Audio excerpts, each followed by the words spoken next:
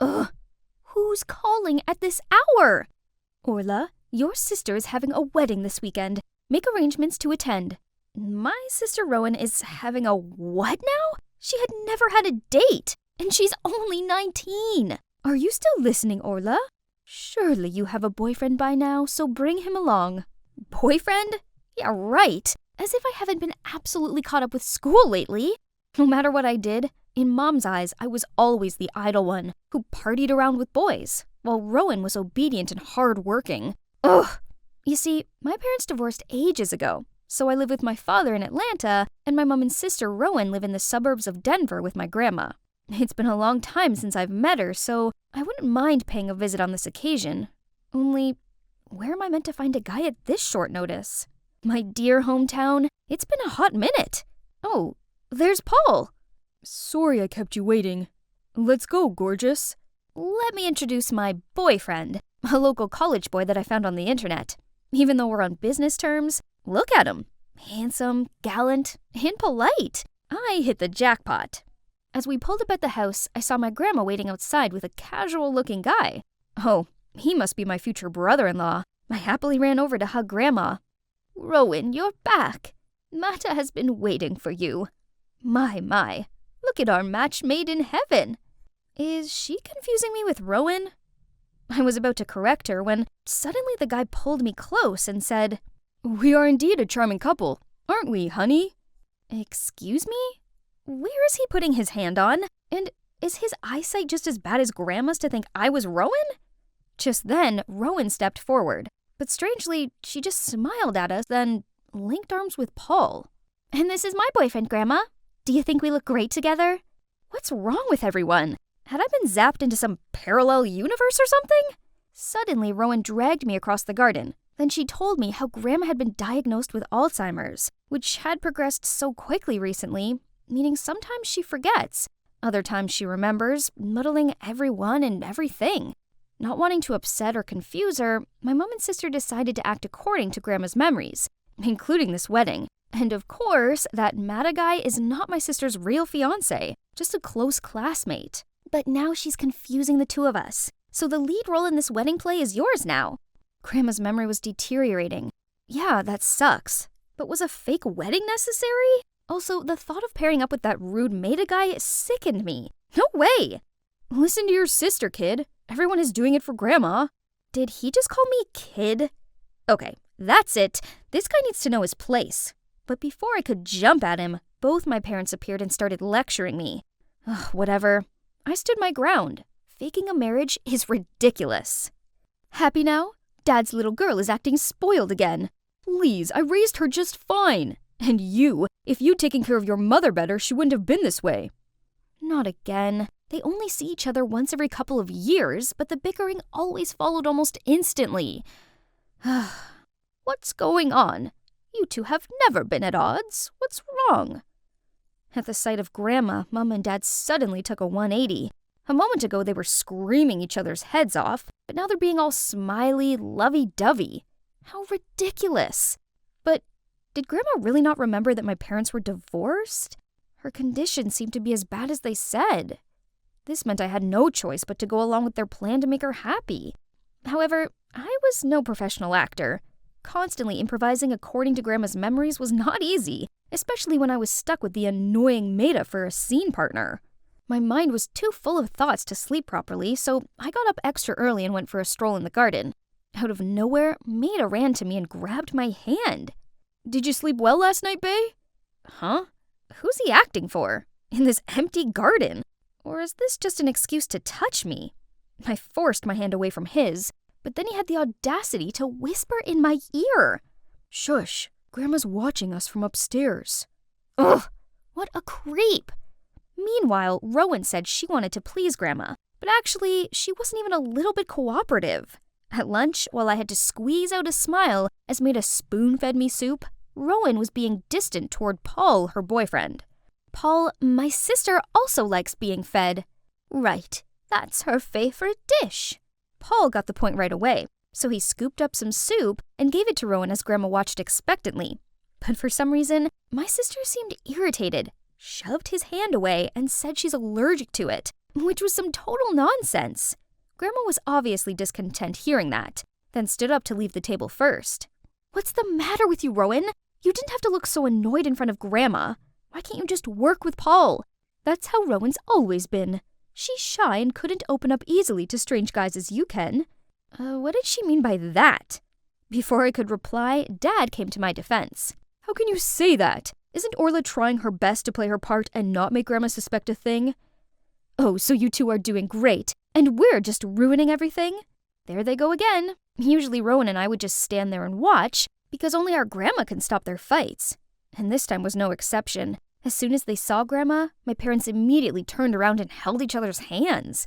Maida was just as quick when he grabbed my arm as well as Grandma's, and then invited us for a walk. Hey, who are you? Why are you being so friendly to us? Oh dear, it was only a few seconds ago and her memory of him had already vanished. I immediately said Maida and I went to the same college and he was visiting me. I thought that was it, but no. Speaking of college, she immediately asked why we were home when we should be at school.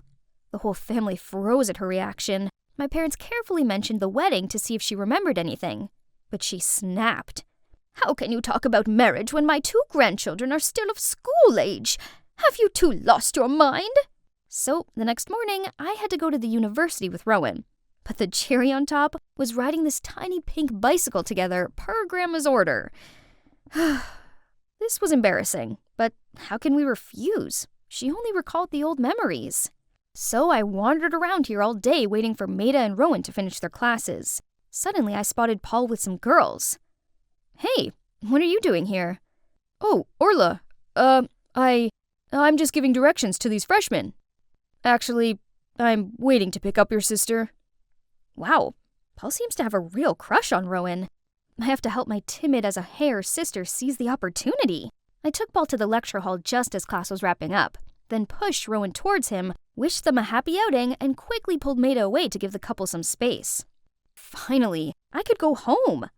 But just as we reached the college gate, we saw Dad helping Grandma come this way. Seeing my face turn pale, Dad immediately explained that Grandma thought today was my first day of college, so she insisted on coming to pick us up. Jeez, it was bad enough coming here on a tiny pink bike. I drew the line at my dad and Grandma picking me up. I wasn't a preschooler. I was assigned to tidy the football field. It's my turn on duty today. Don't wait for me. Oh, is that so? Take your time. I'll look around for a while. I looked at Maida, hoping he had some idea to get me out of this, but he just grinned and took the broom from me. Come on, let's clean up this place. I was only gonna fake cleaning a bit, but turns out Grandma's the most meticulous supervisor ever. Orla, there's some trash over there. Look closely, honey, there are dry leaves in the corner.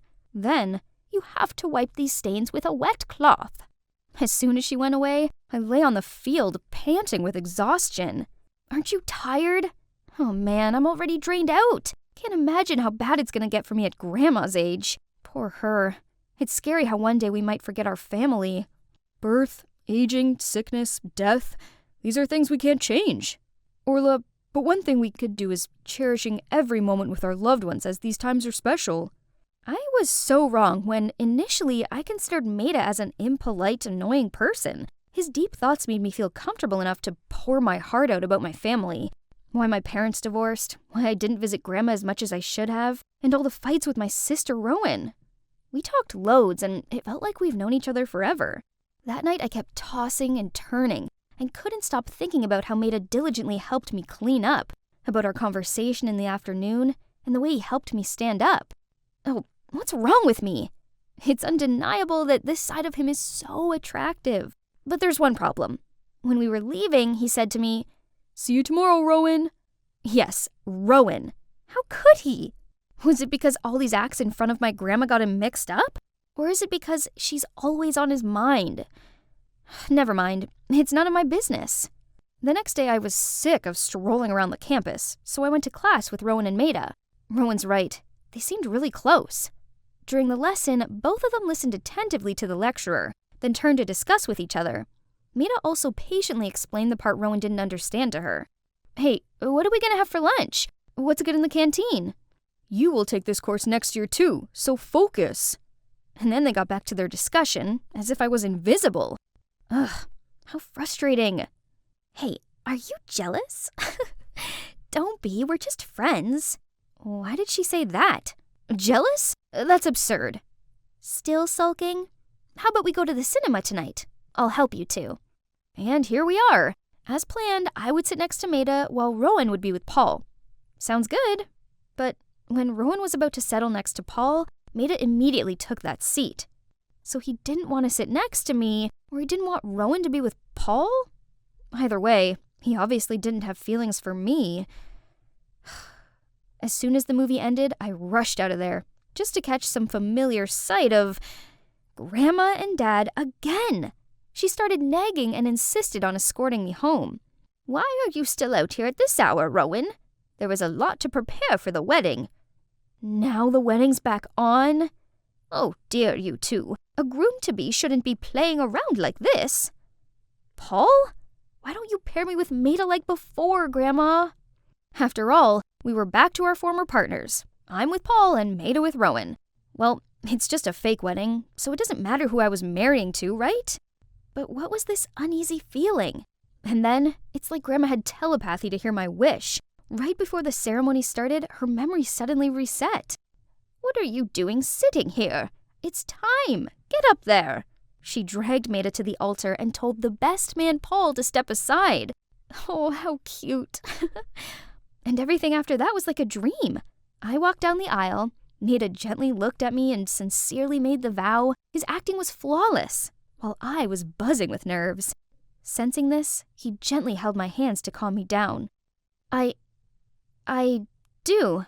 The crowd burst into applause, and among them I spotted Grandma's joyful face. Despite the exciting moment, I didn't let myself forget another important mission, which was helping my big sister to get a boyfriend. So I threw the bouquet to Rowan and winked at Paul. But weirdly, she didn't seem happy about this. That evening, after all the guests left, I went to look for Maida. To be honest, I really wanted to know if he felt the same as me. Here he was, but why did he look so agitated? I was about to call him when out of the blue he bolted to punch Paul repeatedly. You jerk, stay away from Rowan, got it? What's going on? They're fighting because of Rowan? So Maida really was pretending at the ceremony? He liked Rowan, not me. Didn't you say you're just friends with Maida? What's all this? Friends don't get jealous when someone else is flirting with you. Orla, it's not what you think. Knew it. She thought she could fool me again. I turned around and was about to chase after Paul to check on him, but someone's hand grabbed mine. It was Maida. Paul is not as kind as you think he is. Turned out the reason why Rowan was awkward around Paul was because he always tried to touch her. Not to mention girls on social media were calling him out for taking advantage of them and cheating on them. Both Maida and Rowan knew it all, but they tried to put up with it through the wedding. However, he kept crossing the line, so today Maida decided to teach him a lesson. So how I acted at the movies that day and just now was to protect my friend, not because I'm jealous. I didn't know he did so much for my family. Orla, how come you're here? Isn't it still the school year? And also, your parents are so weird. When did they make up with each other? Oh, she called me by my name. She even questioned who Maida was. Her memory seems to be perfectly back. Thinking our grandma had recovered, Rowan quickly called our parents. We were over the moon thinking a miracle had happened.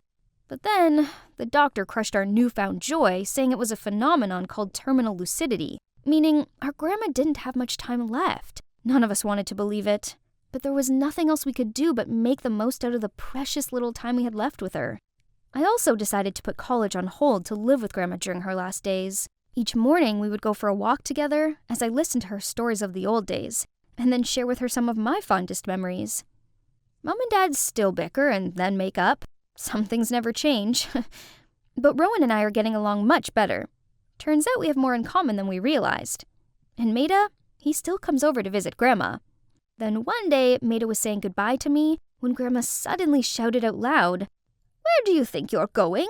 Still got loads to prepare. You think the wedding is a joke or something?" Wedding again? We froze and looked at each other till Grandma yelled at us a second time. But this round, maybe Maida and I wouldn't need to act anymore. Because when I asked him if he was ready to take a vow again, He replied, Of course, Orla.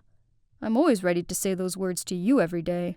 Blue sky, white clouds, golden sand. Such a perfect day for sunbathing on this luxury Hawaiian beach, while being served by Kirby, my archenemy. That brat used to tease me all the time about my old clothes and messy hair. Little did she know, I was secretly a millionaire. Earth to Clarine. Castle building all day won't fill your stomach. Finish your shift and go home. Well, Mary, who doesn't want to get rich? Sadly, some of us can only dream about it. If you want to be Cinderella, then go find yourself a prince. Just not Danny. He's just as poor as us. Do not underestimate my Danny. My precious heart fell for him for a reason. It's just that he doesn't seem to realize that we're destined for each other yet. But Mary was right. My dinner won't cook itself. Let's see what we can afford for tonight. My dad left us when I was 4, and since then, Mom worked her socks off to provide for us. So it was down to me to also work to save up for my law school dream.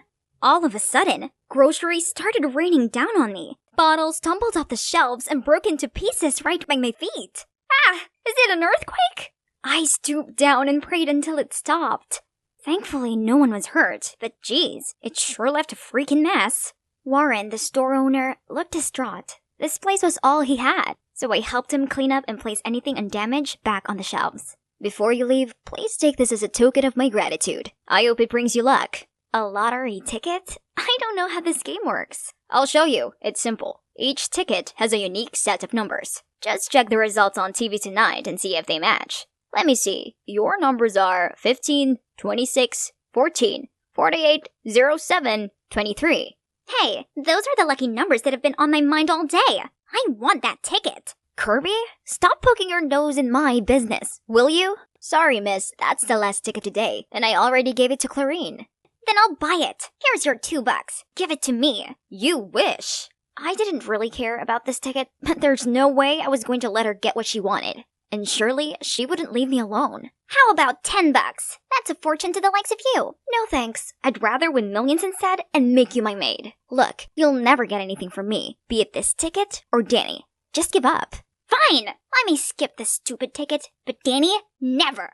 Why are we always bickering, you ask? Well, we're both competing for the heart of Danny. Tennis extraordinaire and brooding Adonis. Actually, I thought I had more advantage as we worked part-time at the same restaurant. But nope, Danny was such a cold fish. I tried again and again, but every single time, he just gave me a soulless thank you and that's it.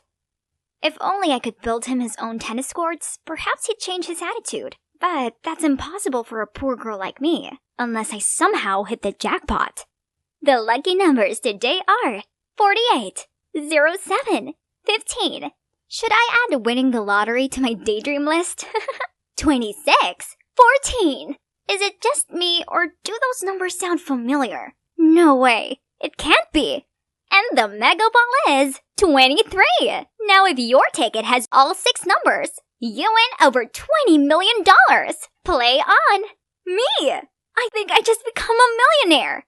God had answered my prayers. What? Kirby's here too? The ticket must have hit it for real. I rushed there to rummage through the trash. And, here it is. It's mine. As if. Let's go ask Warren who this ticket belongs to then. Brilliant. And then give him a third of the prize? Do you really expect him not to ask for a share? Right. Okay, let it go and I'll give you a 30% share. Great ratio, but 30% is a perfect fit for you. I'll take 70%. And Danny. Oh, that's how you want to play. Fine then. How about whoever wins Danny's heart gets 70%? Deal. So we agreed to hide the lottery ticket in a trunk with 2 locks. Each of us kept 1 key to it. Then we buried it in a bush at school. Looks like the secret race between us starts now. Kirby wasted no time and brought Danny the showiest lunches ever. But he kept up his cold exterior and barely acknowledged her. Seems like I need a more delicate approach. So I told Mary to arrange a team-building game among the restaurant staff, in which we all had to answer the same questions to understand one another better. Oh look! He liked watching Star Trek, listening to Sam Smith, and reading Harry Potter like me! Oh, Danny boy, I told you we were destined to be a pair. Next question. What is the key to maintaining a long-term relationship? There's our very first answer. Feelings? Come on, Danny, be realistic. What uses do feelings have if you can't even afford to go on a date? Poor people can also be happy in love, but I don't think pragmatic people like you can. No, he misunderstood what I meant. After that, he ignored me completely. Worse still, kooky Kirby never left him alone. She even brought the whole cheerleading team to do this ridiculous routine while he was playing. Who cheers on a tennis court? She was going big, so I needed to step up my game. It's time to bust out my college savings. I spent the whole day at the mall buying him gifts and giving myself a makeover. This is the first time in my life I've spent my hard-earned money without considering the price. It feels so good, but at the same time, kind of bad. But I could make it up with the lottery money once I got Danny's heart. Look, I saw this watch and I immediately thought of you. I even met a professional tennis player at the mall. Can you believe it? And they told me this racket is the best. What do you think? You're crazy. This costs thousands. Why are you doing this? That's not the reaction I was expecting. But I like you, Danny. I've not been brave enough to tell you this because I had nothing. But soon, my life would change and I can give you everything. I don't need those things. You're so wasteful and superficial. You really think money can buy anything, including feelings? Why was he so mad at me? I thought he must have noticed that I'd worked really hard for all this, and even made myself look prettier for him. Okay, he might not like my gifts, but is it so bad that I want to be a little generous to myself now that I have some money? Things got even worse when later I arrived at work to see Kirby booking out the entire restaurant to let her, Danny, take a rest and enjoy dinner with her. Fine, you win, Kirby. I give up. Nothing, basically nothing went the way I wanted. My luck, my money, my man. Now I'm fine with just the 30% God gave me. I'm done chasing anyone. Only my stray friends understand me. Muffin, Brownie, Oreo. Wait, where's Cupcake? Looking for him? Let him go. This wasteful, superficial girl needs to make sure he's not starving. So you're the one who feeds them every day? Why do you care? Go back to your date with Kirby. I'm just a materialist who thinks money solves everything. I'm sorry for how I acted earlier. It's just that, at home, I'm surrounded by people who are all about money. So I hate that way of life. Why are you talking like you come from money or something? Yeah, kinda. My parents are the presidents of Sunland Corp. What? The biggest furniture corporation in the city? Unbelievable! So why are you working part-time at a restaurant? I want to earn my own money. An independent life suits me much better. You're so silly. Why struggle if you don't have to? If I were you, my life would be so different. I'd make sure that my mom didn't need to work all the time to make ends meet. I could even go to any expensive law school I want and care for all the stray cats and dogs I find. Surprisingly, this time, Danny didn't look at me with jaded eyes like before. Instead, he just listened patiently and gave me the sweetest smile ever. But not love. That's one thing money can't buy. How about Kirby? Did any of her grand gestures impress you?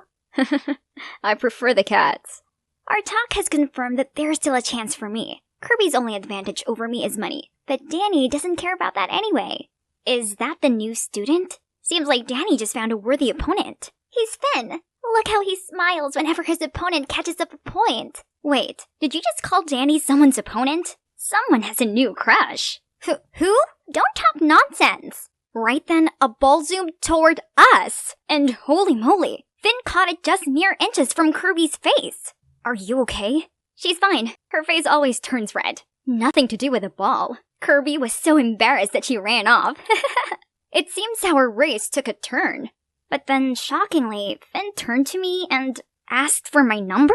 Huh? Does my charm glow this much? Everyone knew I liked Danny, but he's such a riddle. Maybe I could use Finn as my last card to make Danny jealous and bait Kirby to give up on our deal. What a genius I am! Then, for the next few days, whenever Danny was around, I flirted with Finn and made sure Kirby saw us. One day, I made an excuse to borrow Finn's phone. Then I secretly used it to send Danny a message to stir up his jealousy. If you don't like Clarine, then let me play with this innocent girl for a bit. And Kirby also needs a kick to admit her feelings as well, right? Actually, I like you. Looking into your eyes, I know you also have feelings for me. So... And finally, I set a date for them at the tennis court tonight at 8. If Danny doesn't want me to get hurt and Kirby doesn't want to miss her true love, they'll show up. Then I covered up my tracks, blocked both our numbers, and returned his phone. Thank you so much. Are you free tonight? Come to the tennis court. I have something important to tell you. Oh God, Finn looks like he just won the Wimbledon. That night, Finn got there early and was really excited. Let's see who'll raise the curtain. Ah, it's Kirby. Oh, Finn, you had me at hello. But admitting my feelings means I lose the deal with Clarine, so... What do you mean? What deal? No, don't get me wrong. Actually, we won the lottery and made a deal to share it. Anyways, silly me. Money can't compare to you. Lottery? You two share it? Why did she even mention the money? Right when it's getting messy, Danny turned up. Bastard! Now you're two-timing? Danny, why are you here? He's just playing with you. This jerk is seeing both you and Kirby. Don't let him fool you. I think Finn is a nice guy. Plus, I've told you how I felt, but you've never seemed to like me back. So Finn told me he liked me. Clarine, I like you. More than you know. Can't you see? I've given a lot of hints. I always make excuses to go home with you. I told you that feelings are the most important thing to me. As in my feelings for you. Really? Idiot, how am I supposed to pick up those hints? So this daydreamer wasn't just imagining things? Turns out my plan actually did succeed. Kirby, it's true, I do like you. But I thought you were out of my league, so I just wanted to ask Clarine for help. Oh, how nice. Kirby, with a huge grin, then admitted I won. Then she dragged Finn away. I guess my biggest win is successfully pairing up two couples. The next morning, Kirby and I opened the trunk to get the ticket, when to our utter shock, Finn swooped in and snatched it away. While we were still processing what was going on, he ran off with our millions. But then, a shadow sent him tumbling to the ground. Danny? I saw him following you two and knew he was up to something shady. Then, Finn confessed that he transferred schools and approached me for the lottery ticket following his dad's order, who's none other than Warren. He knew it was a jackpot-winning ticket, so he set up a plan to steal it from me. I'm so sorry. My dad's a gambling addict, which left him heavily in debt, and only this ticket could save him. Oh, Finn, I believe he's not a bad person. This ticket was originally from Warren anyway, so we both agreed to give him a share to pay off his debt. Finn was moved and handed the ticket back to us. On learning this, Warren thanked us and offered to drive us to Tallahassee to claim our prize. He even carefully got me to double-check that my ticket was in my purse. But halfway there, the car suddenly broke down, so the four of us got out and gave it a push. But as we started pushing, Warren suddenly sped away, leaving all of us standing there in shock. Where's your purse, Clarine? I left it in the car. That greedy snake Warren did this on purpose to run away with the ticket. Now what to do? Walk back home or walk to Tallahassee? Calm down. Danny already has a backup plan.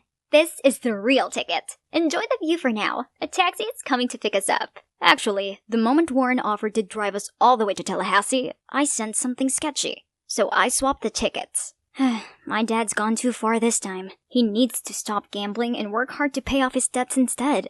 Finally, we got the cash prize. However, the four of us decided not to divide it anymore. Instead, we're building a shelter for stray animals together. Surprisingly, our project soon reached many philanthropists, and now our fund has been expanded across the US. Since then, Kirby is no longer obnoxious. Now she even wants to become a veterinarian. And me? I will continue to work my way into the law school of my dreams. My hard work has really paid off because they just sent me an acceptance letter. I might not be rich, but in all honesty, it doesn't matter, as I couldn't be happier. Finally, my first day at school has come. Yay! This special occasion called for my favorite hoodie. Super cool, right? But then, out of nowhere, I was blocked by a group of boys and their cheesy pickup lines.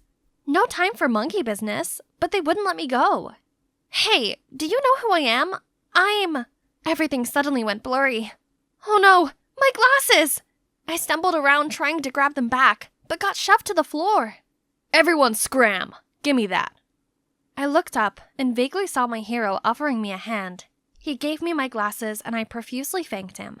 But he just gave me a cold look and walked off without saying a word. Strange.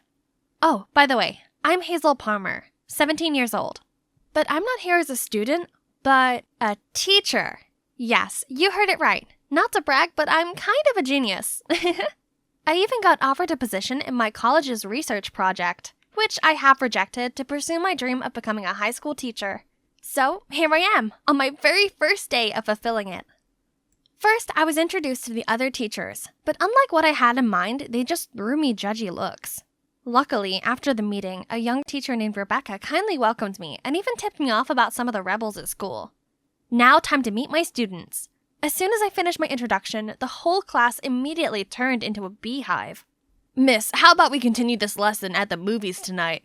Mullet, pierced nose. This guy must be the notorious Lucas that Rebecca warned me about. Please, as if you'd date someone who would wear such a goofy hoodie. Yeah, who let a weeaboo teach here? Jeez, I didn't expect this reaction. I tried to restore the silence, but to no avail. Ugh, I'm out of patience. Quiet, or else you'll all get Fs. Thank God it worked. Whew, that'll show them who's in charge. But here comes another problem. No way! There's gotta be someone who's really here to study, right? Okay, who is our class's top student? Ethan! Ah, didn't he help me in the hallway? But it looked like he didn't recognize me. Okay, let's see. Ethan, right? Could you solve this equation? Equation? No, equation. I suppose spelling is a bit hard for a numbers person like you. And the whole class burst into laughter. Jeez, this guy was unbelievable. How about the second best student? Cassie Santiago? That name sounded just like my old classmates. I turned to the corner where an arm reluctantly raised. Oh my, it's her! So good to see a familiar face here. But why is she avoiding me? That afternoon, while walking to my car, I saw Cassie and her friends picking on a girl. Upon seeing me, they immediately ran away, but I managed to catch Cassie. Cassie, since when did you become a mean girl? None of your business. Report me to the principal if you like. Then she strutted away, leaving me standing there confused. Since when had the sweet Cassie ended up on the dark side? Turned out, not long ago, Cassie's father passed away in an accident, leaving her to live with her stepmother. This must left her in so much grief that she put up this cold, reckless facade as a defense mechanism. That's so sad. So, to make Cassie feel included, and also to improve this whole class's performance, I came up with a master plan. More homework, not finished, minus points. And every lesson will come with a gift. A test during recess, and I asked Cassie and Ethan to help the other students. But when I called Cassie to the board, strangely, she couldn't do a simple equation. At first, I thought that it was just her being rebellious, but during the test that day, I noticed her copying Ethan's answers. Does that mean all her A's were from cheating? Not only that, the even shocker thing I found out was that Ethan was her stepbrother. After class, I came to talk to her, but she didn't pay me any attention. Cassie, I know the secret behind your A's. High scores mean nothing when they're not from your own hard work. But out of my business.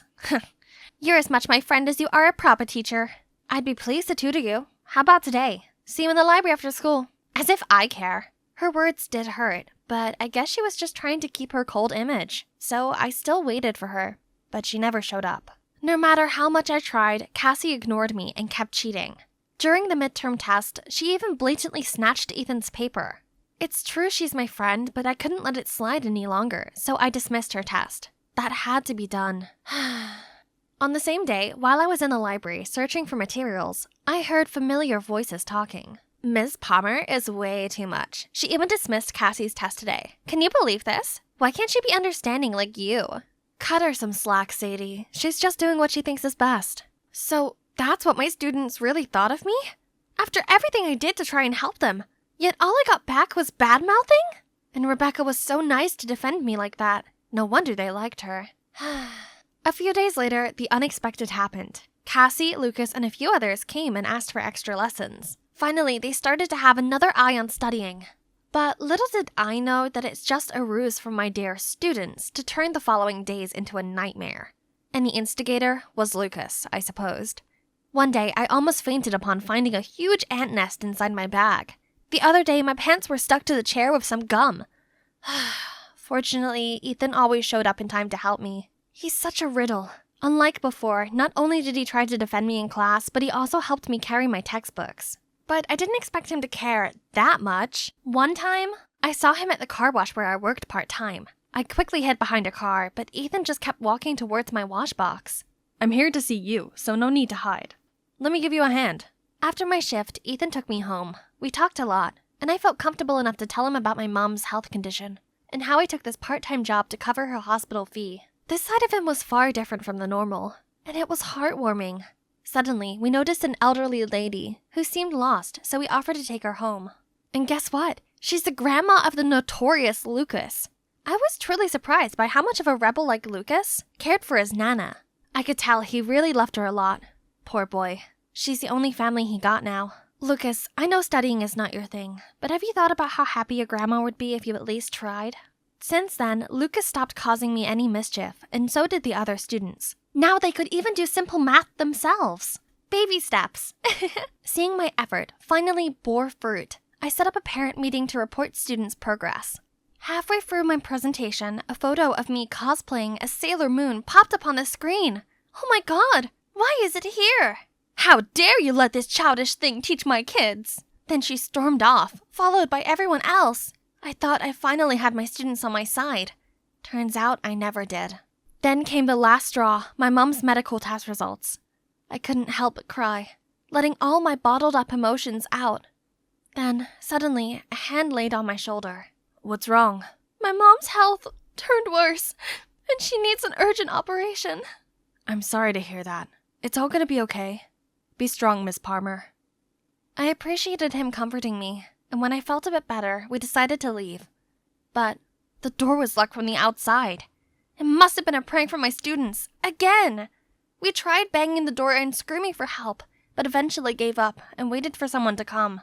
This quiet atmosphere sure does have a way of making people open up, and I got to know about Ethan. Seemed like both of us have problems with our beloved family. What's yours? I have a sister. You know who. That I really adore.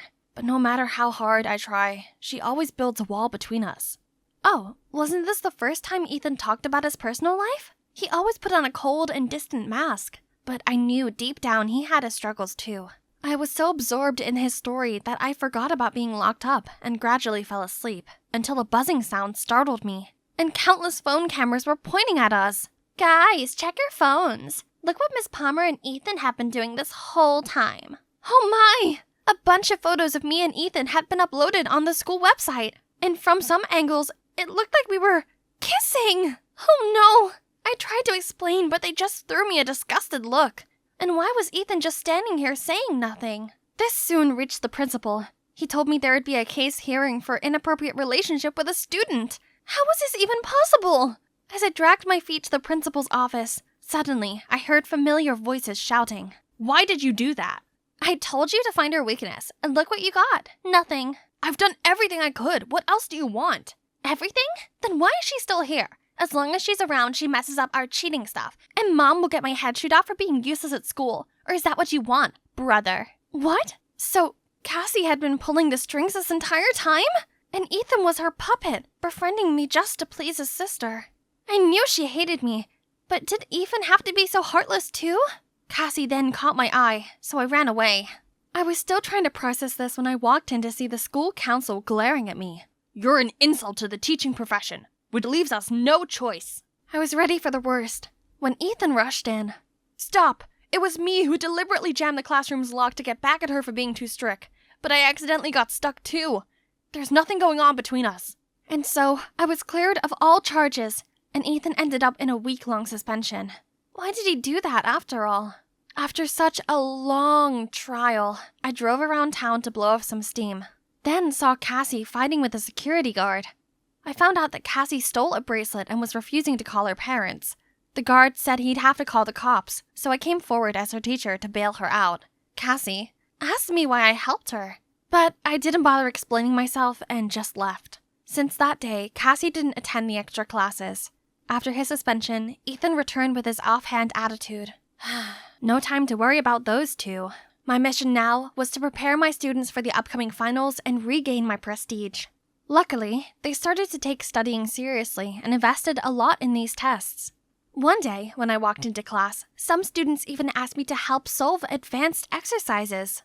2 weeks later, when the results came, my excited students all rushed over to me. Miss Palmer, thanks to you, the questions were the same as the ones you showed us the other day, so it only took us a blink to finish. What are they talking about? Before I could understand, the principal summoned me to his office. As I entered, he angrily showed me the math sheet that I was allegedly teaching in the extra class. What kind of work ethic allows leaking exam questions, Miss Palmer? Leak the test? Me? No! Please! No more excuses. You're fired. No!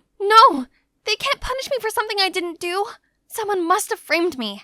I asked my students where they got that piece of paper, and they said it was already on the table when they came to class. So Cassie and Ethan must have been behind this. Good job, Ethan, for putting up their remorse act just to set up a bigger plan to humiliate me. Okay then, they won. Unemployed and desperate, with hospital bills to cover, I had to work full-time at the car wash, as well as taking night shifts at 7-Eleven. But besides the measly wages was a bonus of rotten eggs and tomatoes, scornful looks, and snarky comments saying I didn't deserve the teacher title. The scandal truly turned my life upside down. Then, when I was at the hospital with my mom, suddenly Ethan rushed in and said he would clear my name. Clear my name? Wasn't he the one who put dirt on me? What was he playing this time? With nothing to lose, I reluctantly went with him. He led me to the school's control room. The principal was also there. Then I saw Sadie standing on stage. Ethan said it was her who discreetly put the math sheet on the table. What? But, Rebecca? I distributed the test like you said, but I'm scared. What if someone finds out? Don't worry, now that Miss Palmer's fired, who else can dig this up? I'm only taking back my position as the beloved teacher who can take cover for y'all. No, I have to tell the principal everything. Who would believe you? I would. Furious, I rushed over to the stage and confronted her. Rebecca, I thought you were my friend. How could you? Don't ask me. Ask your phony self. Weren't you just trying to get the students to like you? What nonsense was she saying? I'm just doing my part of being a good teacher. How could she be so selfish and cruel?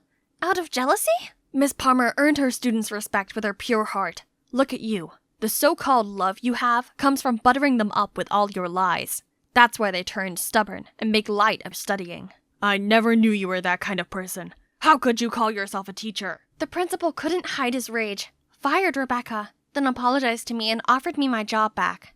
But after all these troubles, this school had completely drained me. I couldn't take it anymore, so I refused. As I was wiping away my tears, Ethan came to my side. Miss Palmer, I'm sorry for everything I did. I just tried to please Cassie, but now I know I was only hurting you. I've already known about that. I was about to leave when a group of students led by Cassie approached us. Then Ethan told me it was Cassie who helped him with the plan to bait Rebecca into admitting her actions. Sorry for all the horrible things I did to you. Please stay. We've learned a lot since you moved here. Please don't leave us. Such a crazy term. I ended up staying. I mean, this is my dream job after all, and I'm not one to give up that easily. I also talked to Cassie's stepmom about her studying. Turns out she didn't realize her strict approach was causing a rift between them all. Cassie, Ethan, and their mom had a talk, and now they seem to understand each other better. I was so happy for them, and we became friends after that. Time flies, and now my students, or my friends, to be correct, graduated, and would soon fly off to pursue their own dreams. Suddenly, Ethan dragged me to a corner. So from now on, we're no longer teacher and student, right? I guess, but could you still teach me? Teach me how to love you. It was the middle of the night, when flickering lights and clattering sounds awoke me from the most wonderful dream. Through bleary eyes, I saw my frantic parents peering over me. Sweetie, you have to leave England right now. We've received a death threat. Death threat? What happened? Hurry up and pack your things. We don't have much time. But where am I going? And what about you guys? To the U.S. For now, Elise, you go by the name Chloe Stewarts. Remember, if anyone asks, you don't have anything to do with this family. At least arrange a comfy place for her, will you? Sweetie, I know this is hard, but we'll get you back as soon as this is sorted out, okay? Seeing Mum and Dad this worried, I tried to keep calm. I told them I'd be fine, and quickly left for the flight. I felt so unsettled about all of this. What would America hold for me? So here I am at Phillips Academy, and I'll be staying in that room. Hopefully, I'll be safe here for the time being. I couldn't stop thinking about what Mum and Dad had said. Who'd want to harm us? Dad owns one of the largest real estate firms in the UK, but he's a fair man who, as far as I'm aware, didn't have any enemies. This is all so crazy. I needed some fresh air. But there was a white shadow dangling outside that reads, Get out! Suddenly, a strong wind blew, making me step back and trip over a skull! Why is this here? Then the whole room echoed with this horror movie-like sound. My head was spinning when I spotted something. Ha! These tricks can't scare Elise the Fearless. I was about to destroy this thing when... Hey, stop! Who are you? Who are you? This is my bedroom. What are you doing in here? This room is not just for anyone. Who are your parents? I was still trying to steer away from his suspecting gaze when someone knocked on the door. It was a girl named Rita. sent by the school to help me out. She went on and on about the school regulations and boarding rules, but all I could think about was that boy. Any questions? Oh, not quite. I mean, the security here might be a little questionable. Aren't there any safety measures for the balconies? Actually, this is the only room here with a balcony, and it's quite eerie at times. Be careful. Anyway, here's your schedule for this term. Welcome to Phillips. Eerie. It was definitely a little weird. Is it because of that boy? Is he trying to scare people out of this room? According to the schedule Rita gave me, I have my first football practice today. But why are they all dressed funny? Everyone looked at me as if I was an alien and laughed their butts off. Here we call that soccer and this football. Ever played it before? Oh yeah, I forgot. I'm in the States now and they have different names for loads of stuff. How embarrassing. Don't sweat it. It's actually kind of cute of you. So, what's your full name? We may know your family. Chloe Stewart's, from England. Everyone then shrugged cluelessly. What a relief. I'm just a nobody to everyone now. However, Rita wouldn't let me blend in. She insisted my clothes were too sloppy for a Phillips student and dragged me to the mall. I like her, but sometimes she's so enthusiastic, if not a little too much. Elise? Elise Stone? What are you doing here? Has your family moved to America? Oh no, it's the worst timing to bump into some family friend. I frantically looked around to see if anyone heard her, but... Elise Stone, huh? It's impossible to escape her questioning. So I told her everything and asked her to keep it a secret. Don't worry, I'm not going to tell a single soul. I've got your back, Chloe. Suddenly, the whole mall was flocking to the entrance. Our Golden Boys, the top player of the varsity football team. Golden Boys? Is this some sort of K-drama or something? Oh, that's the guy from my balcony. On the way back to my room, I kept wondering what that golden boy was doing on my balcony. When I found myself in a haunted house. What's that? Oh, this buddy was from today's biology class. As I carried the skeleton to the corner, I got caught in some toy spiders. Jeez.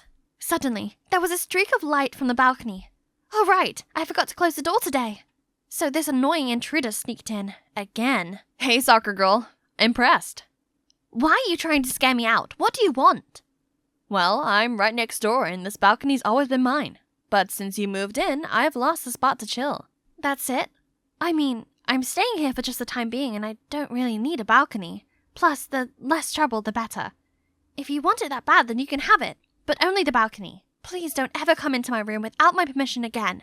Sure thing. But since it's mine now, you can't just walk into my space either. Deal. That's settled then. This door is now officially the border between us. The next morning, I was carrying the skeleton back to the equipment room. Someone bumped into me and accidentally sent the box flying. Oh no, what a mess. Watch where you're going, you and your stupid thing. You were the one running around. Maybe slow down when you're in the hallway wouldn't be a bad idea. Are you talking back to me? You...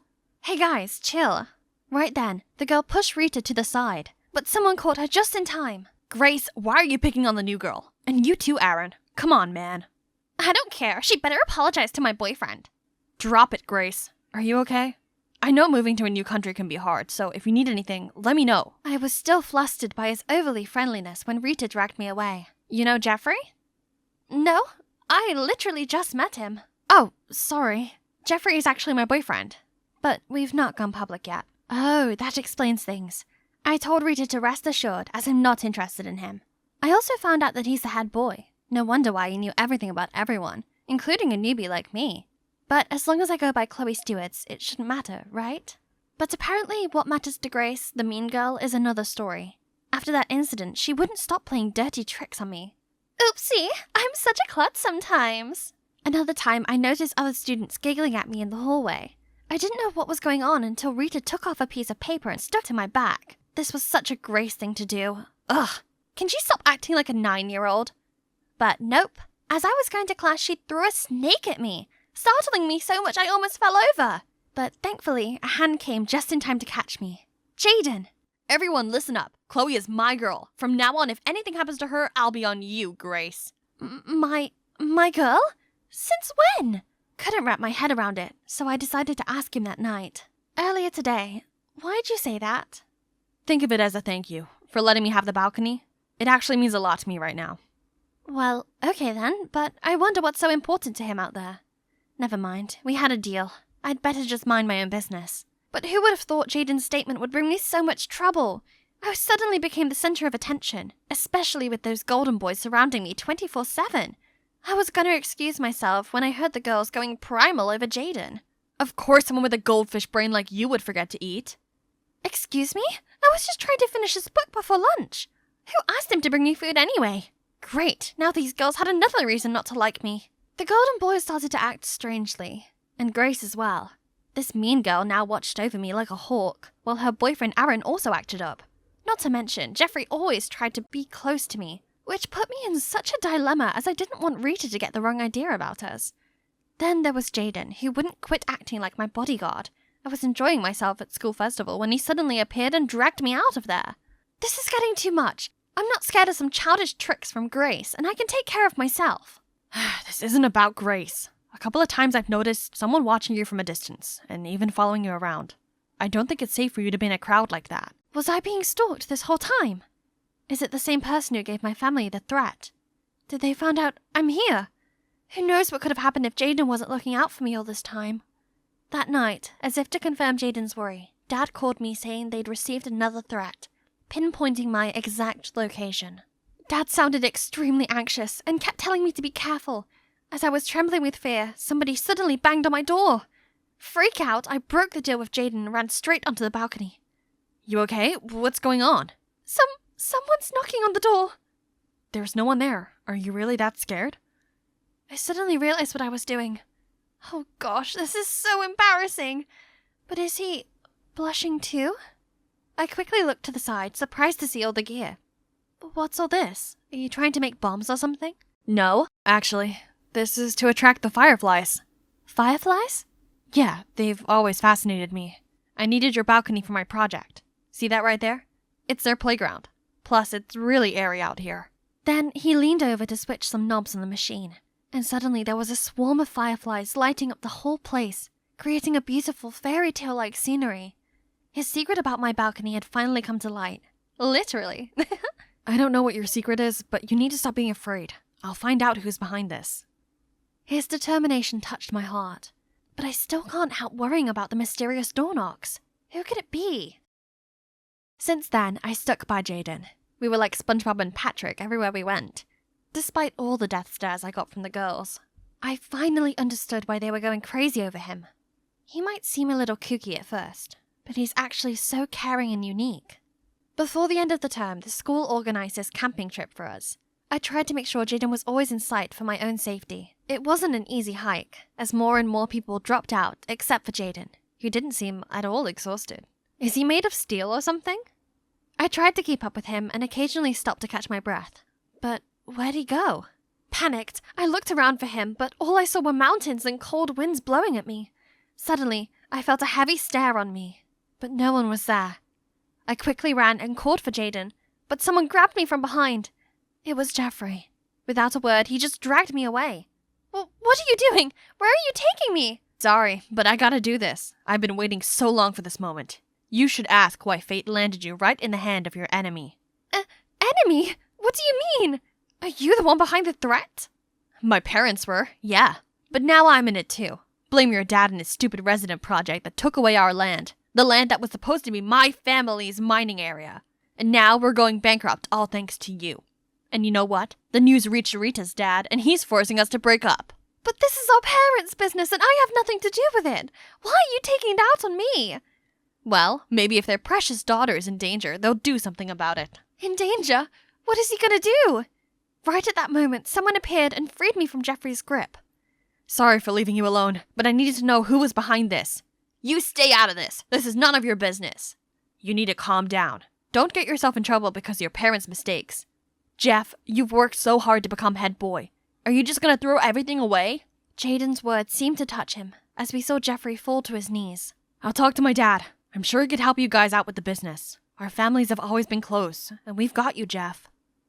Seeing Jeffrey break down, I felt bad for him.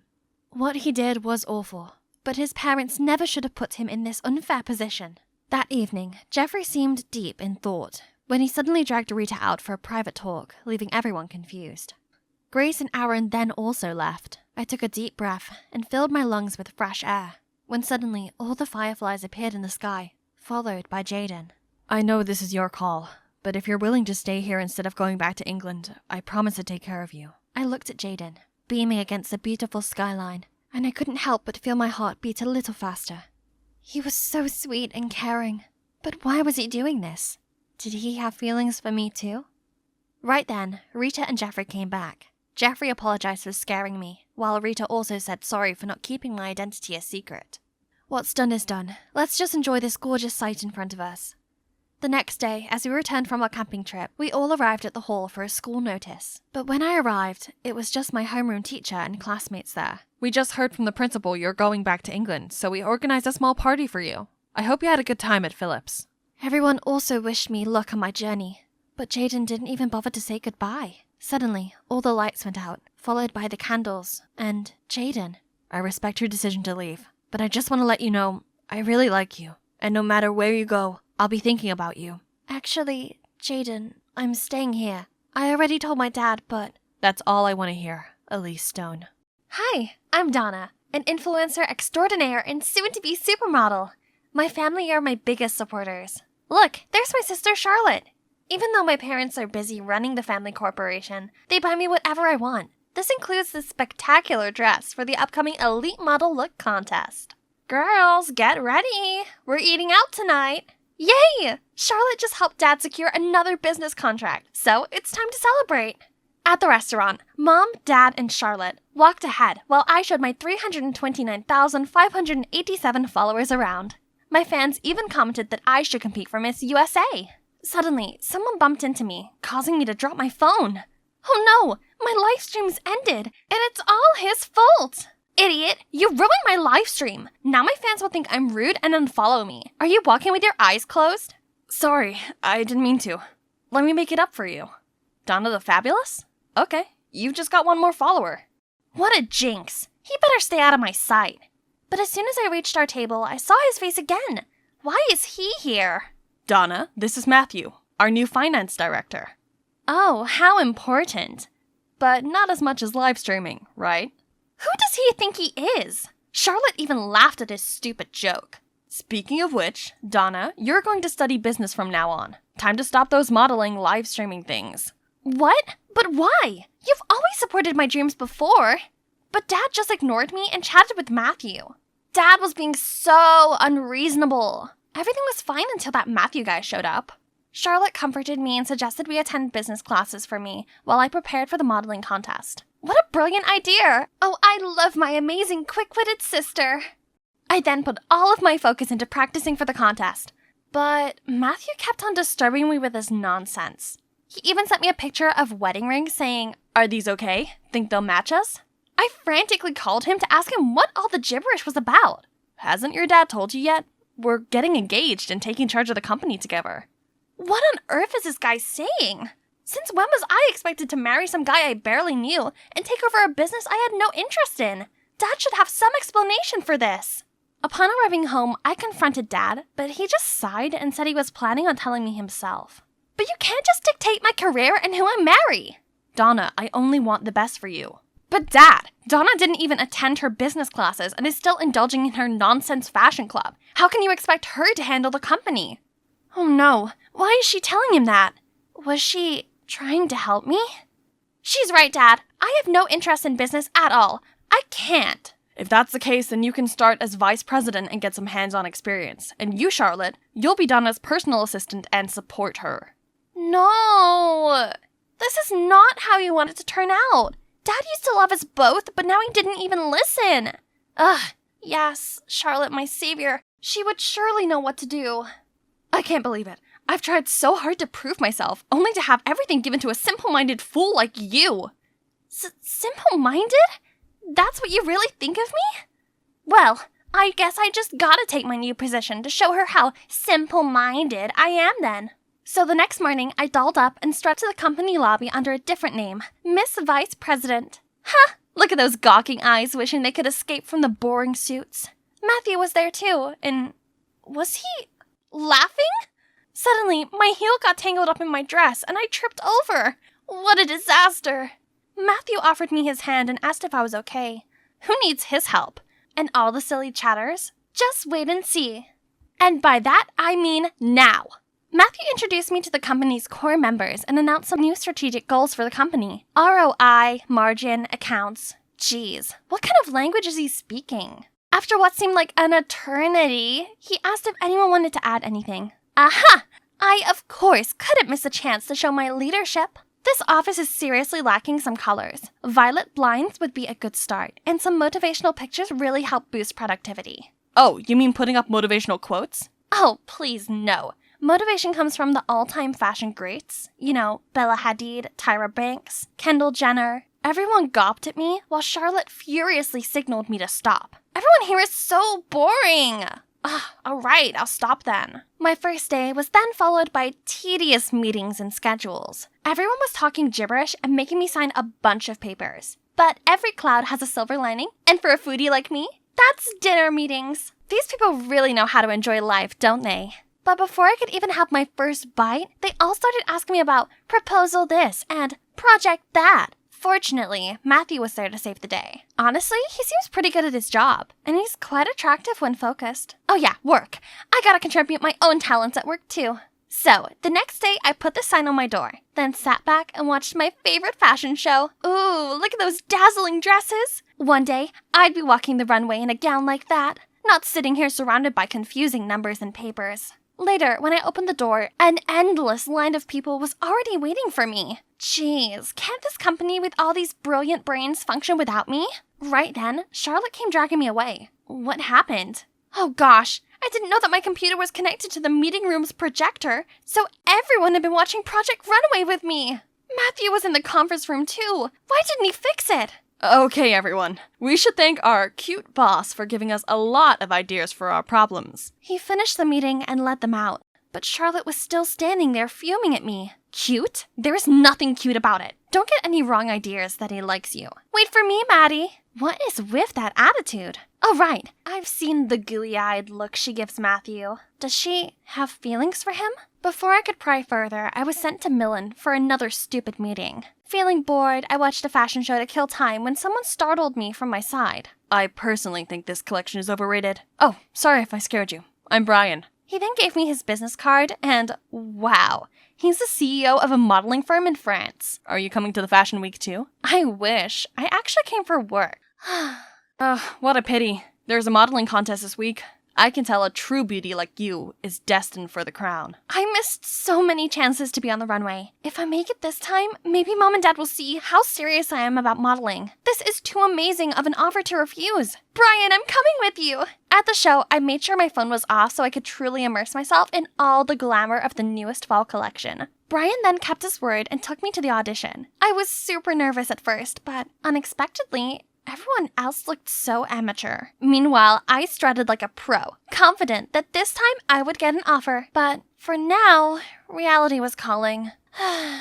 As soon as I turned on my phone, a zillion missed calls from Dad and Matthew popped up. This screamed trouble, so I quickly got Brian's contacts and returned home. There, Charlotte went all banshee shrieking mode on me, accusing me of being irresponsible and selfish for skipping the important meeting. Dad, if you don't do something about this, Donna will destroy the company you've worked so hard to build. That's right. But instead of yelling at her, you should have been there to help out. I'm so disappointed in you, Charlotte. Oh God. Charlotte's face turned pale immediately. Dad should be scolding me, not her. Feeling a little bad for Charlotte, the next day I went to talk to her, but it sounded like she was arguing with someone inside. I walked in to see Matthew sitting there with loads of pictures of Brian and me. We're still, in Charlotte's words, it looked like we were dating. A few photos can't change the fact that we're getting engaged. He then grabbed my hand and pulled me outside, leaving a stunned Charlotte behind. How are you so sure that I'm not seeing someone else? It's just a feeling. Or maybe it's just my hope, because What did he mean by hope?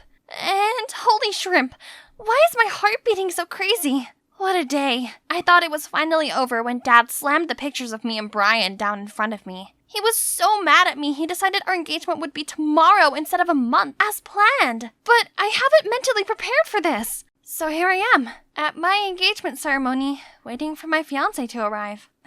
Just kidding. Actually, Brian called me last minute to tell me the best news ever. A fashion brand had chosen me as their ambassador. I needed to fly over for some paperwork.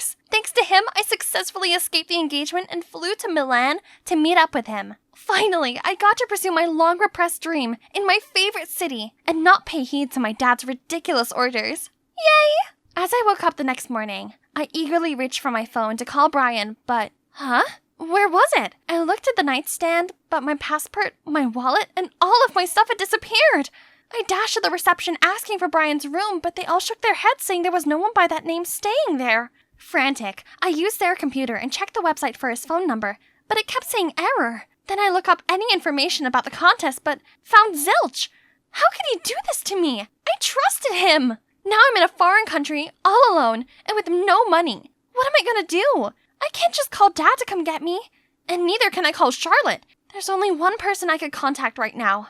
So I called Matthew, and he flew over immediately. We were walking along the Navili Canal to get some dinner before heading back. I thought he would be furious right now because I ran away from our engagement, but he was just quiet the whole time. So, is it okay for you to suddenly come here? I mean, work and stuff, you know? It's alright. You come first. Everything else comes after. That's sweet of him, but I needed to make sure he didn't get the wrong message. I called for your help, but that doesn't mean I want to get engaged. I'm not ready to commit. At first, I wanted this marriage to happen, but now I'm not so sure anymore. Oh my. Did me running away from the engagement upset him that much? As we stepped through the door, I saw Mom, Dad, and Charlotte waiting for us. Charlotte instantly bombarded me with her dolphin frequency yelling, saying how much they worried about me, how irresponsible and terrible I was. You should have won an Oscar for your acting, Charlotte. Unfortunately, your partner played you this time. Acting? And what partner? Turns out Charlotte was the one behind all of this. She hired Brian from the beginning to make me look bad in my parents' eyes. She also made sure my engagement with Matthew didn't go as planned. Everything played out just as she'd wanted, but she didn't think Brian's greed would get the best of him. He called Matthew saying he was holding me for ransom, and during the call, the idiot fraud accidentally brought up Charlotte. We were all too shook to even speak, when Charlotte burst out crying. You're right! It was me all along! She's never done anything useful, yet got everything meant for me! Mom, Dad, if you needed someone to take care of the company and marry Maddie, why her? Why not me? You haven't told them anything this whole time? I was still processing everything when my dad sighed and said, I was going to tell you both when the time felt right, but seeing you pitting against each other like this hurts me so much. Actually, Donna, we're not your biological parents. Turns out, Dad was my parents' private lawyer, and the company belonged to my real parents, not to Dad. But then, my parents got into a terrible accident, and during their last minutes, they gave the company, and me, over to him. They asked Dad to raise me properly and arrange for me to marry Matthew as a part of their deal with Matthew's parents. Growing up and seeing me so passionate about modeling, Dad was gonna let Charlotte run the company and let me live my life how I wanted to. But then Matthew and his family showed up and insisted we get engaged according to the deal. Dad had no choice but to respect them and carry out my parents' will. So, my current beloved mom and dad are not my actual family. Worse still, my biological parents had both passed away. Donna, we hope you understand. Though we're not related, we have always loved you as our daughter. This is very hard for us too. I looked at Mom and Dad, the ones who had always loved and cared for me. Mom, Dad, just like you two, I'm sure my parents would want me to do what makes me happy. Though I am the lawful heiress of the company, I can only do harm to it. So I hope you understand, and let Charlotte take over it. She's a better suit than me. That's right. You cannot force someone into doing something they don't like. Neither can you force someone into love. Woohoo! No more boring office job. Instead, I've put all my energy into elite model look. And here I am today. You've got this, Donna. I confidently strutted down the runway with Mom, Dad, and Charlotte cheering from the audience. And when I finished my part, I joined my family and nervously waited for the MC to announce the chosen ones. Samantha Friske, Amelia Davis, and Donna Rossi! Yes! I've made it! I've been waiting for this day for so long! Suddenly, I spotted Matthew coming towards us. Congratulations, Donna. I knew you'd get it. Thank you for coming. I know love cannot be forced, nor should I rush it, but whenever you're ready... Donna, will you go out with me? How about now? Look at this gorgeous golden cruise. Isn't it perfect for my 16th birthday? Here comes the most exciting part of tonight. Gifts, of course. All the guests lined up eager to hand me their presents. Mr. Robinson bought me this eau de parfum in a dainty gold bottle. Yep, approved. What's next? Ooh, a pair of Jimmy Choos from the Mitchells? Gold, of course. Nice color, but the heels are far too low. What a bummer. I'll have to pass on this.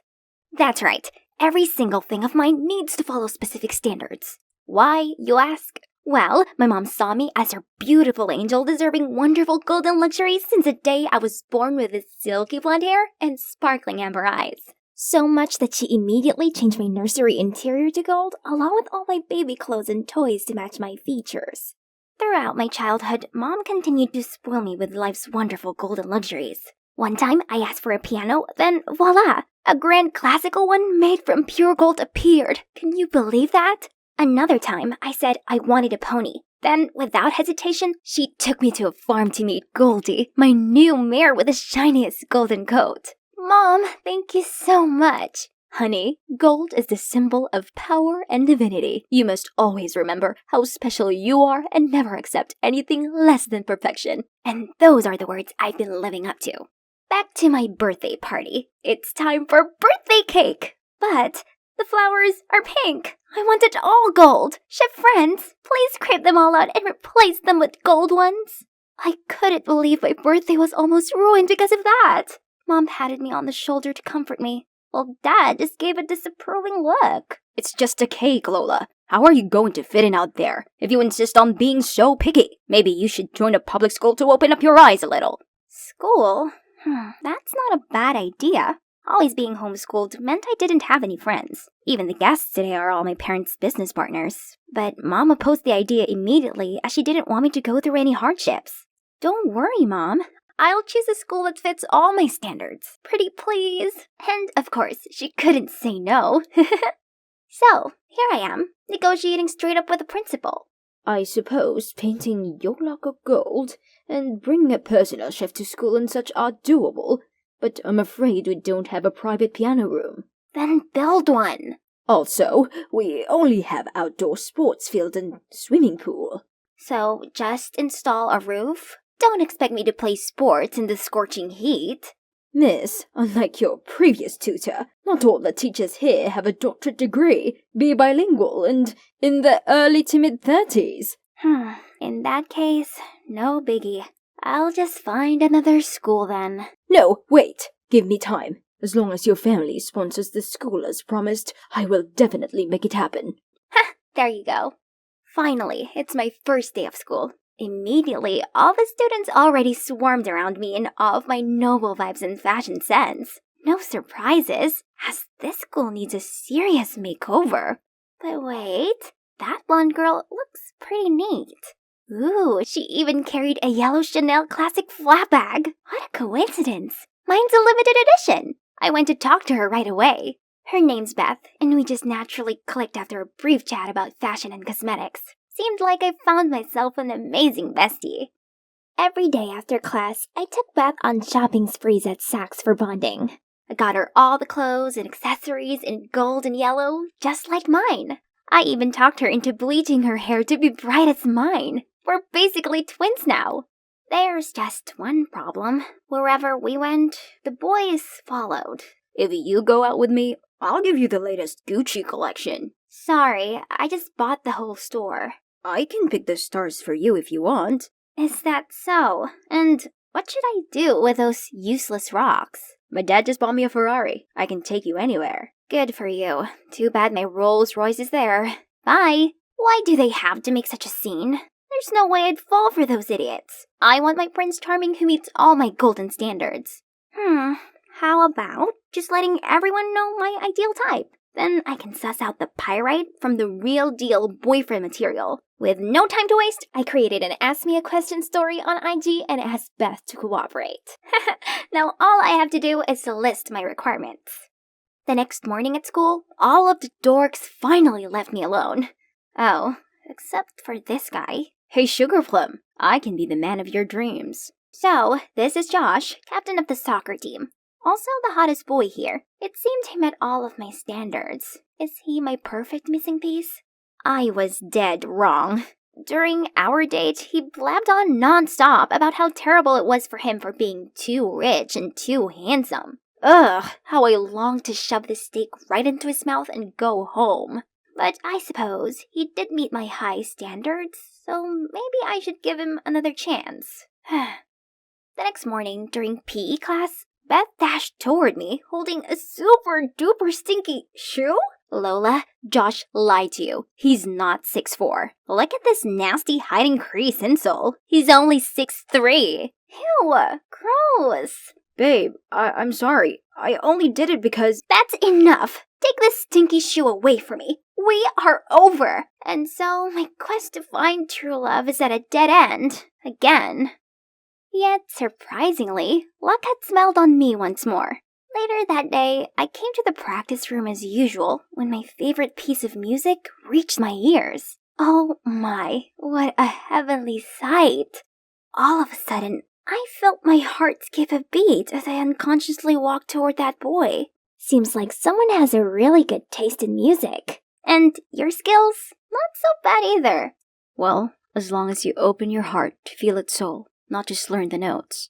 Then he stood up and walked away, not bothering to look back at me once. That was a bit snobby, wasn't it? Yet, strangely, I stood there dazed. But wait, who am I to swoon that easily? Let's see if he met my standards first. Beth helped me to find out more about him. Turns out he's Connor, the new transfer student who's trying out for the basketball team. So, I immediately went to Ken, the captain, and whispered in his ear, asking him to come up with an excuse to make Connor get a physical exam. At my personal doctor's office, of course. The result is finally in. Natural blonde, no baldness, check. 6'5", definitely without hiding crease insoles, check. White teeth, no cavities, check.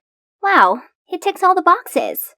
Then I rushed to the principal's office asking him for Connor's school report, and it was impressive. He's always in the school's top 2, actively takes part in extracurricular activities, and he even won a prize in the national basketball competition. Oh my god, he's perfect. But wait, there's one condition left. This should be easy. Just a little higher. Higher. Ah, there they are. But these girls were way too obsessed over his abs. Those are mine, okay? That's right. There's no doubt that Connor is my Mr. Right.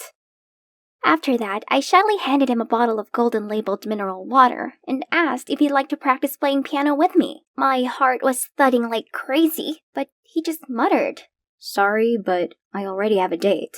Then he went past me to... Lily! What? That nerdy girl with 0 social skills? There's no way I can lose to her. I immediately told the principal to switch all my classes to Connor so I could easily approach him. My amazing advisor Beth also helped me devise a super detailed step-by-step strategy. Soon, Connor will get over boring Lily and fall head over heels for me. First step, scent attraction. Beth told me that Connor loves this no-brand perfume, so I sprayed a bunch of it on and confidently walked into class. But why do people keep sneezing so much? Even Connor was also frowning and holding his nose. Hey Lola, you didn't shower this morning, did you? Spraying a whole bottle of cheap perfume won't help. And the whole class burst into laughter. Ugh, how humiliating. Okay, plan B. Beth suggested a grand confession. Great idea. So when school ended, the cheerleaders and I started a formation right in the middle of the entrance to ask Connor out. But before he could react, a girl suddenly lost her balance and dragged everyone down on top of me. Ouch! This time was sure to move him to tears. But when I was cheering for him, Connor somehow missed his shot and the ball flew straight at me, causing me to tumble face first into the armpit of this smelly guy. Yuck! Why did everything keep going wrong? Suddenly, I bumped into Josh. He grabbed my hand and started begging me to take him back. He said he tried all kinds of ways to grow taller and actually managed to reach 6'4" now, so I should stop pursuing Connor and become his princess instead. Jeez, I'm really not in the mood for this desperado. Let go of me! I then ran into Beth while leaving. She came to tell me that she figured out another way to make Connor mine. It seems like he's really into Lily. We have to separate them.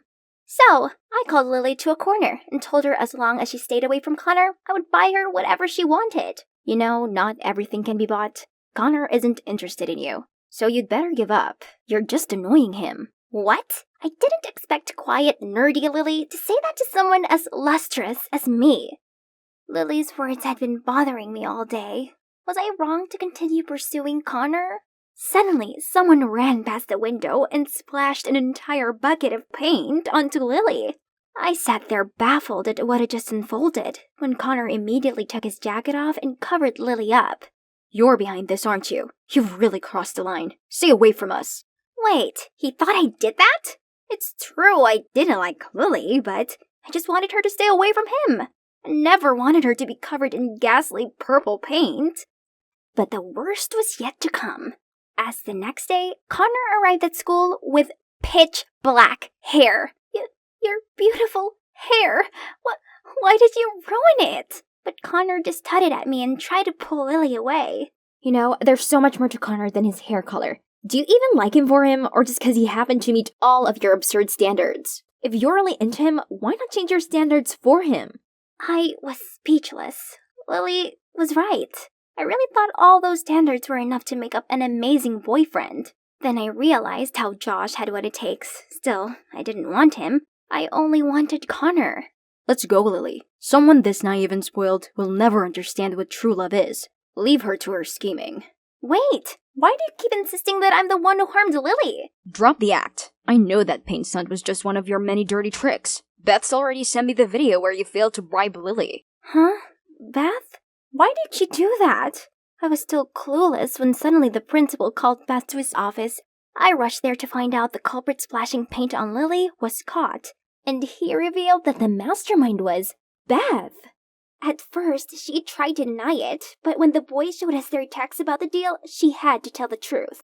You stole everything from me. Before you came here, I was the it girl, but now people only see me as your replica. Why are you so obsessed with that hideous golden color and your stupid standards? I can't believe Josh actually likes you, while I was the one by his side when you dumped him. Huh? So Beth liked Josh all this time?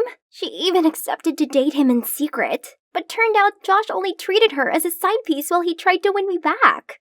If I can't have Josh, you can never have Connor. Unbelievable! So all this time, I'd let a fox guard the geese.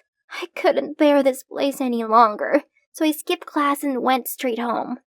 That night, on seeing how upset I was, Dad came to comfort me. I cried and told him all about my love life and friendship troubles. Honey, maybe it's time you saw others differently. Those standards don't mean anything. You should open your heart and allow yourself to see the good in people. Dad was right. I was so dead set on them that I couldn't see the true nature of the people around me. I chose Beth and Josh based on those standards, but both of them let me down. Meanwhile, Connor deliberately broke them, yet I couldn't shake him from my mind. The standards were like my music sheets.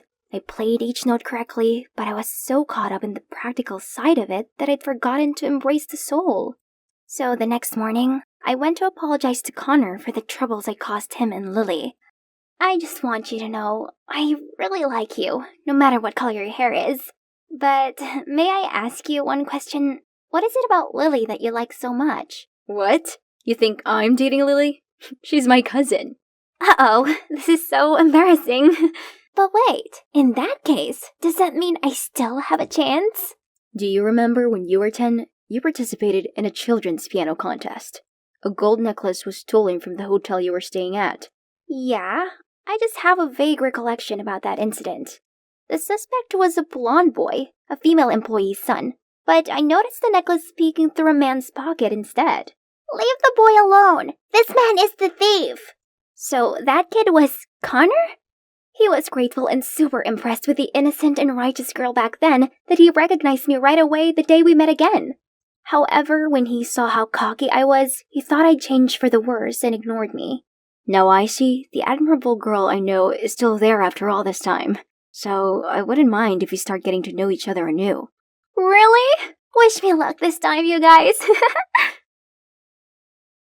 I'm still waiting for the day my mom says, "It's all fake. We're millionaires. This was just to teach you to be humble." But I know that'll never happen. And I'm still humble. But humble as in humble background.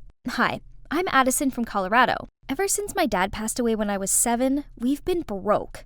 and Mom got irked whenever I asked her for money, so going to this kind of expensive summer camp seems pretty far-fetched to me. Suddenly, somebody snatched the flyer out of my hands. It's Katie and Candace, the resident mean girls. Girls, are you ready for the trip yet? New hair, new nails, new clothes, all checked. What about you, Addie the baddie? Oops, sorry. We forgot that a poor loser like you could never afford to join in. I forced back tears as they burst out laughing, then left. Addison, are you okay? Don't listen to them. I can help. Stay away from me, Layla. Rich kids like you would never understand. I flicked her hand away and ran off. Let's see. Mom's getting ready for her night shift and didn't seem in such a bad mood. Maybe now is my chance to drop the question. Mom, I need some money for the school camp. It's the last chance to... We can barely afford the rent this month. Do you know that? Find a way to make money yourself instead of begging me, will you? At this age, and you're still so unthoughtful. Unthoughtful? Have you ever been thoughtful of me? I hate how freaking poor our family is. And more than anything else, I hate you. I ran straight to my room, packed a backpack, and quickly left the house. It's already 2 a.m., and this snowstorm is only getting worse. I ignored dozens of calls from Mom. There was no way I'd return to that house, ever. Oh, it's freezing. I rummaged through my backpack for my mittens when... Oh, Alice in Wonderland, my favorite book. The most beautiful moments in my life suddenly came rushing back to me. It was when my dad read me bedtime stories every night. I'd never forgotten his gentle eyes and warm voice. As I turned the pages in hopes of distracting myself from the storm, my phone notified another call from Mom. I have to tell her not to bother me anymore. Hang on, hospital? My mom had an accident at work?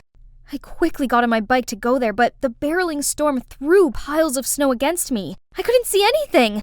Ah! Is it morning already? Contrary to yesterday's blizzard, everything looks as fresh as spring now. But where am I? Suddenly a giant acorn fell and broke in half, in which there was a piece of paper. Welcome to Wonderland? Am I dreaming? Wake up, Addison. Mom needs you. Stop wasting time daydreaming like this. Just then, there was a shrill scream. Intruder! Restrain her!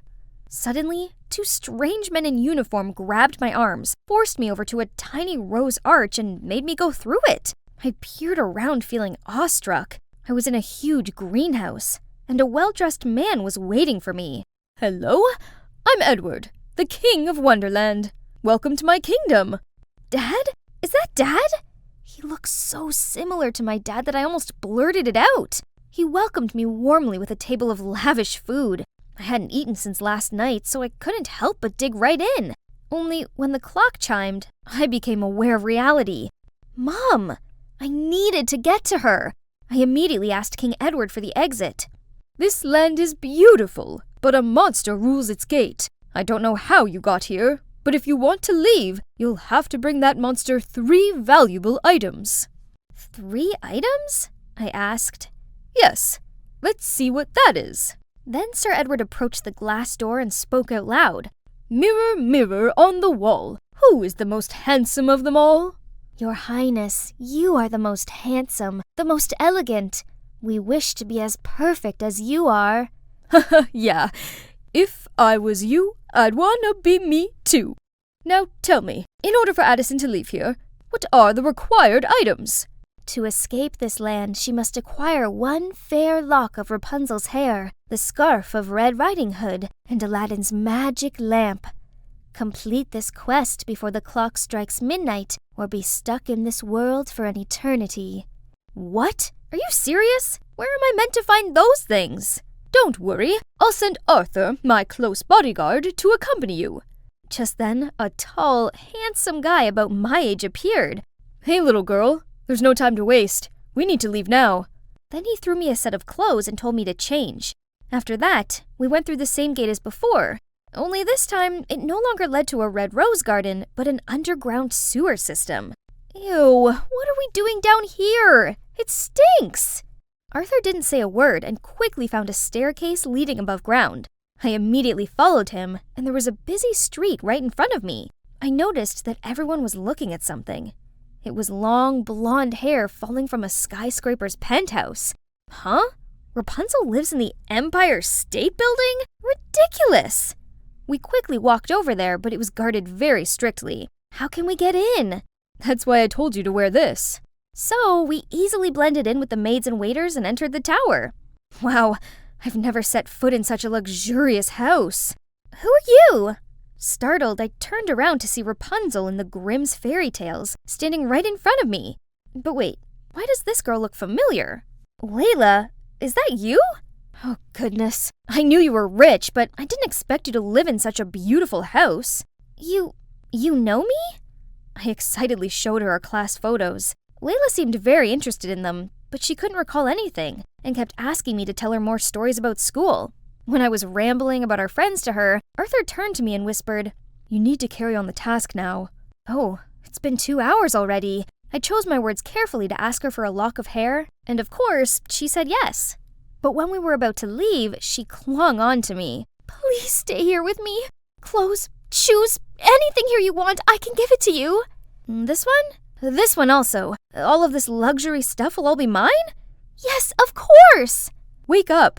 Have you forgotten what we came here for? Are you willing to give up on seeing your mother ever again for this? I'm sorry, Layla, but I really have to go. My mom's in danger. Then please take me with you. I can't stay in this hideous house anymore. Come on, you have everything on earth here. It's like heaven. No, it's hell. All this stuff is just meaningless. What I need is freedom, school, friends, and being able to do what I want. Turns out, after her parents' divorce, her dad did everything to win custody and kept her here just to make money from her gorgeous blonde hair. I miss Mom. I'd rather live in a small, shabby house than this flashy, cold place. I couldn't leave her here. Suddenly, I remembered how Eugene saves Rapunzel in the movie. So after getting Layla's approval, I cut her hair short, and the three of us ran away from this penthouse. We dropped Layla off at school where her mom was already waiting for her. The simplest things like freedom, friends, or someone who truly cares for us are much more valuable than superficial material things. Sadly, I always craved what I didn't have and took what I did have for granted. Let's go. Why are you still standing here? Huh? We have to attend the class too? Ain't no time for this. We gotta find Red Riding Hood. Without a word, Arthur just dragged me away, eventually stopping in front of a girl wearing a scarf on her head. Here she is, the person you need. I waved at her, but she just coldly looked up and asked, "What do you want?" Huh? Red Riding Hood was none other than Katie? I'll get right to the point. I really need your red scarf. Can you... Excuse me? This is Gucci. Do you know how much it costs? It's from even the limited edition. Look at you. You probably don't even have a dime to your name. Yeah, it is true, but I really need this scarf. I'll do anything you want. All right. Hope you don't regret saying that. Right after that, a luxury car came to pick us up. We stopped at an apple farm, which was familiar to me as it was where my mom worked. Well, I want to bake an apple pie for my mom, so pick me a box of apples. Remember, you have to do it alone. Your friend's out. My mom can even pick an average of 12 boxes a day, so one box was just a piece of cake. But who knows, her one box was actually a container of 1,000 pounds of apples. Did she want to bake for the whole town? Oh, I'm exhausted. Who on earth could pick apples under this scorching heat for hours? My head started spinning. Losing balance, I fell off the ladder. Luckily, Arthur caught me just in time. Still, your mom does this every day. Can you imagine how hard she works to earn food for the family? Maybe that's why my mom is always tired and cranky. Suddenly, I missed her so much. I finally harvested enough apples and brought them in to exchange for the scarf. But Katie still made me choose the 10 most perfect apples out of them. No matter which ones I chose, she gave a dissatisfied scowl. This apple is not okay. Neither is this one. It has a 2-centimeter scratch. You're too much. It's all the same. No way. Everything for my mom must be the best. She's sick and I need a perfect pie for her. Then Katie told me that when her mom was pregnant, she found out she was sick. The doctor advised her to terminate the pregnancy for her safety, but she refused and risked her life to give birth to Katie. Hearing that story, my eyes just naturally welled up with tears. What now? Are you tired from this little bit of work? No, I just miss my mom so much. I really want to get back to her. I realized that even Katie, the heartless, mean girl, still loves her mom this much. Yet, all I do is ask and plead with my mom. I'm such a terrible child. If you love your mom that much, you know what to do from now on. Help me deliver this gift to your heroic mother, will you? And here, take it and complete the mission. Finally, we've arrived. Our final destination is a museum. Arthur said that there will be a secret room with the magic lamp, but getting the key to that room was already a hassle. There were security lasers all over the place, so we broke in through the ventilation system. Arthur tied a rope around my waist and then slowly dropped me down where the key was.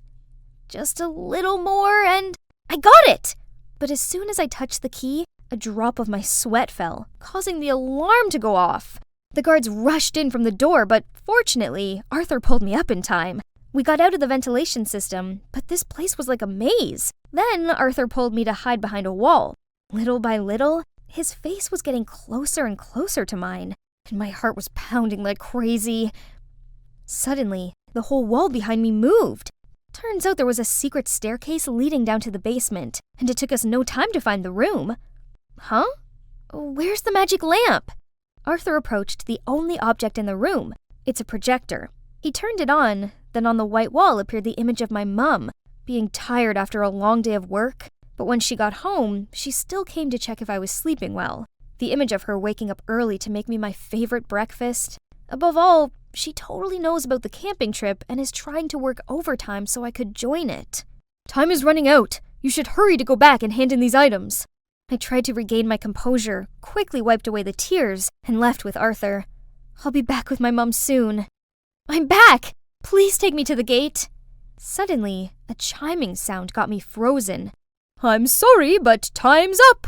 You failed the quest. But why worry? It isn't so bad here. You'll have everything you could ever want. At any cost, please lead me to that monster. I don't need anything else. I just want to be with my mom. I've been thoughtless all this time. I can't leave her when she needs me most. Actually, there is no monster here. It is the greed, selfishness, and ingratitude inside of every one of us. But I can see you already defeated your monster and learned the lesson. So, you can go back to your mom now. Huh? Everything was so bright. Where was I? Honey, you're awake. Thank goodness. Someone squeezed my hand. It was Mom. Mom told me how she'd collapsed at work due to overworking. Then she found out I'd fallen off my bike in the snowstorm and knocked myself unconscious. Here you go, sweetie. My mom placed some money in my hand. Now you can go on the camping trip. I'm so sorry for upsetting you, and I promise I will work extra hard so you don't have to go without. I burst into tears and shook my head. I don't need it. I don't want you working overtime and putting your health at risk for me.